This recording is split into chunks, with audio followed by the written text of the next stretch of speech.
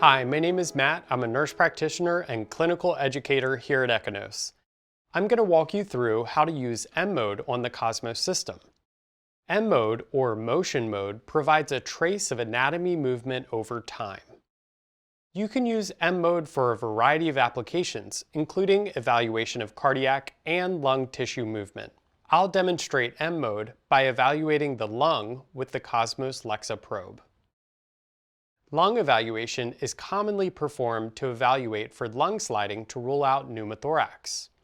I'll start by scanning the lung in the sagittal plane.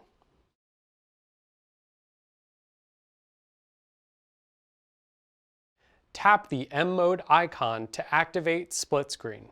Position your M-Mode line directly between the ribs and select Update.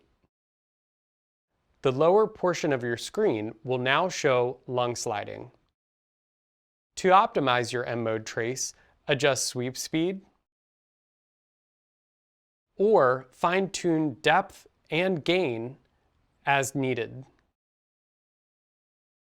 Once you have a good trace, freeze the image.